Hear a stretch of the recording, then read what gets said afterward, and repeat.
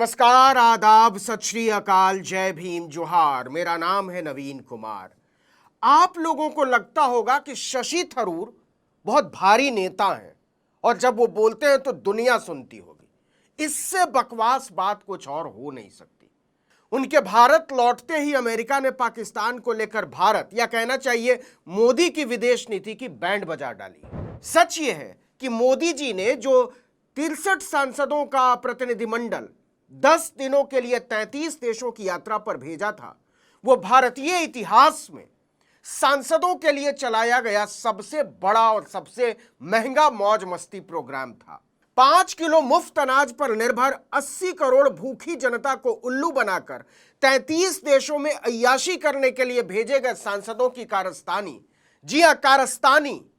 इसका असर यह हुआ है कि अमेरिका ने 14 जून को होने वाली आर्मी डे परेड में पाकिस्तान के chief of army staff general Asim Munir को गेस्ट बना लिया, मेहमान बनाया।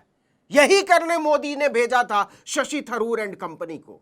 सच यह है कि शशि थरूर एक सरकारी भांड से ज्यादा कुछ नहीं, जो अपने राजा को खुश करने के लिए उसका मूड देखकर कभी नाचता है, कभी फुदकता है, तो कभी गाता है।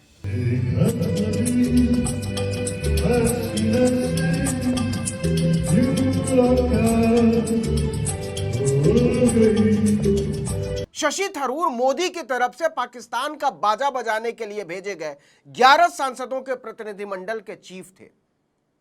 अंग्रेजी में बेहद कमजोर प्रधानमंत्री नरेंद्र मोदी को ज्ञान देते शशि थरूर की यह तस्वीर केवल 3 दिन पुरानी।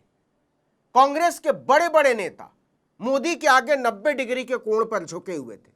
मोदी उनका धन्यवाद कर रहे थे कि वाह वाह, आप लोगों ने देश का दसियों करोड़ रुपया उड़ाया तो उड़ाया, लेकिन पाकिस्तान को औकात में ले आए।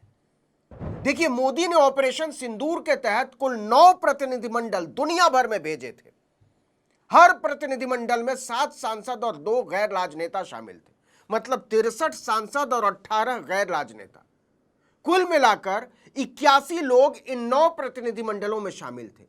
इन 81 लोगों ने 33 देशों की यात्रा की, यूरोपीय यूनियन समेत। और इस यात्रा में किया क्या? देश के गरीब लोगों के पैसे पर ऐश किया, 5 सितारा बल्कि 7 सितारा होटलों में मौज किया, देश को उल्लू बनाया और अंताक्षरी खेले। जाने ना माने तू या माने ना।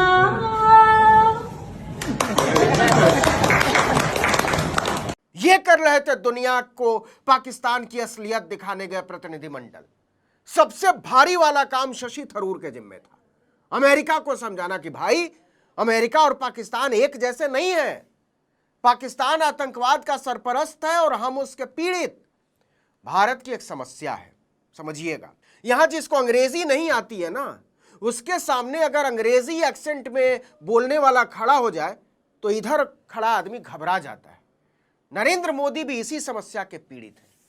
शशि थरूर या एस जयशंकर जैसे के सामने आते ही उनका बल आधा रह जाता है। अच्छा, इन लोगों को भी पता है कि मोदी को अंग्रेजी नहीं आती। नहीं आती मतलब नहीं आती, समझ में भी नहीं आती।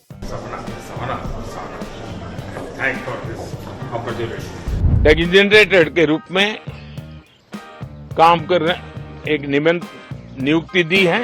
When I was here in 2016, I said that our relationship is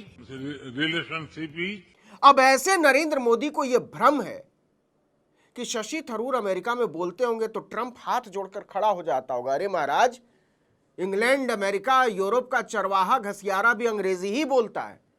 Modi जैसे लोग उनको भी शेक्सपियर ही समझते होंगे। तो कहने का मतलब यह है कि थरूर, जयशंकर, वैष्णव, गोयल जैसे लोगों को मोदी की कमजोरी अच्छी तरह पता है। वो जानते हैं कि वो कुछ भी पिटिर पिटिर कर देंगे, मोदी की समझ में कुछ नहीं आएगा। वरना ऐसा कैसे होता है कि Shashi Tharoor and company America को समझा के आती है कि हमारे मोदी जी महान हैं, विश्व नेता हैं, उनकी रगों में सिंदूर दौड़ता है। वो आपको नहीं समझा पाए कि पाकिस्तान आतंकवाद परस्त देश है, इसलिए उन्होंने हम लोगों को भेजा है। एक प्रधानमंत्री का कहा कोई नहीं सुन रहा, इसलिए 81 लोगों को भेजा कि जाओ समझाओ। अब तो समझ जाइए, प्लीज समझ जाइए। अब थरूर एंड कंपनी का जलवा देखिए। उधर पाकिस्तान की मजम्मत करके अमेरिका से निकले और ट्रंप ने फौरन पाकिस्तान के जनरल आसिफ मुनीर को न्योता भेज दिया कि आप महान हैं, प्लीज हमारे आर्मी परेड में आकर अमेरिका की शान में इजाफा कीजिए। जनता का दसियों करोड़ रुपया उड़ाकर मोदी ने आउटरीच प्रोग्राम का जो नाटक किया है उसकी पतंग बना डाली है अमेरिका ने। पहले तो खुद डोनाल्ड ट्रंप ने 13 बार बोल दिया कि मोदी को धमकाकर मैंने रोका है ऑपरेशन सिंदूर, मैंने कराया है सीज फायर। मोदी एक बार भी नहीं बोल सके कि यह झूठ, एकदम चुप, टेप चिपका लिया मुंह पर। ना ही उनके भेजे हुए दूतों की इस पर जुबान खुली कि ट्रंप झूठ बोल रहे हैं, हिम्मत नहीं हुई। और हद यह हो गई कि इतना बड़ा तमाशा खड़ा करने के ठीक अगले दिन अमेरिका ने पाकिस्तान के सेना प्रमुख जनरल आसिफ मुनीर को 14 जून 2025 को वाशिंगटन डीसी में आयोजित अमेरिकी सेना की 250वीं वर्षगांठ समारोह में आमंत्रित कर डाला। आइए पधारिए। थरूर जैसे नेताओं के नेतृत्व में मोदी की भेजी हुई बटालियनों ने अमेरिका पर इतना भारी असर डाला कि दबाव में आए अमेरिका ने खुलकर कह दिया वो पाकिस्तान को आतंकवाद के खिलाफ लड़ाई में एक महत्वपूर्ण साझेदार मानता है। मोदी का असर देखिए। और जयशंकर, थरूर जैसे लोगों की विश्व राजनीति में साख कि इधर मोदी के बदन में सिंदूर खौल रहा था और उधर अमेरिका पाकिस्तान को दनादन नोट सप्लाई किए जा रहा था।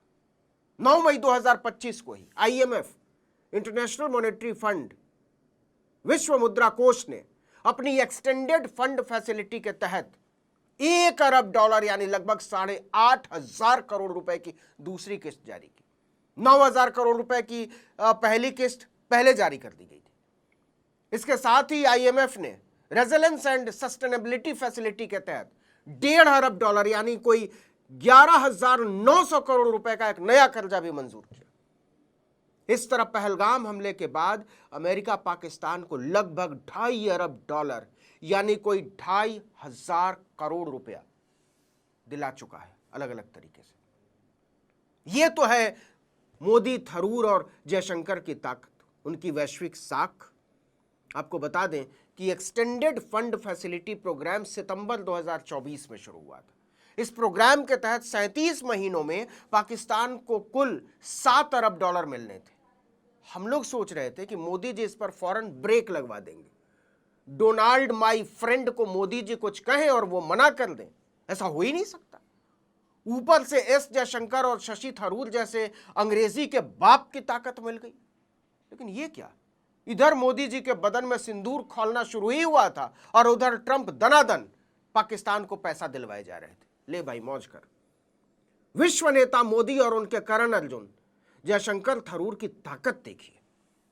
नहीं मतलब देखिए कि सांसदों के लिए भारतीय इतिहास का सबसे बड़ा मौज मस्ती प्रोग्राम चलाने के ठीक बीच में अमेरिका ने 4 जून को पाकिस्तान को संयुक्त राष्ट्र सुरक्षा परिषद की आतंकवाद विरोधी समिति का उपाध्यक्ष बनवा दिया। मोदी का और भोकाल देखिए कि अमेरिका ने पाकिस्तान को संयुक्त राष्ट्र सुरक्षा परिषद की तालिबान प्रतिबंधन समिति की अध्यक्षता दिलवा दी।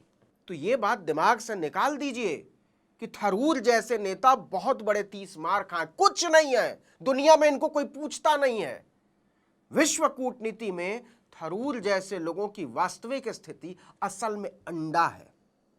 अच्छा, देश को उल्लू बनाने की इंतहा देखिए कि इन सब के साथ ANI का कैमरा घूम रहा था। ANI का, अरे महाराज, आपको ANI से बतियाने के लिए नहीं भेजा गया था 10 करोड़ रुपया खर्चा करके। आप तो बताओ कि शशि थरूर को वॉशिंगटन पोस्ट ने कितना छापा। आप तो ये बताओ कि रविशंकर प्रसाद को गार्डियन ने कितना छापा। आप तो ये बताओ कि प्रदीप चौधरी को फ्रांस के लिमॉन ने कितना छापा। तो इसका जवाब है नील बटा सन्नाटा। सच ये है कि शशि थरूर को अमेरिका में कोई नोटिस भी नहीं लेता। उनके जीवन की सबसे बड़ी उपलब्धि यह है कि वो संयुक्त राष्ट्र में सीनियर क्लर्क हुआ करते थे। जैसे बिहार के मुफस्सिल थानों में बड़ा बाबू हुआ करते, वैसे ही वो संयुक्त राष्ट्र में बैठते थे।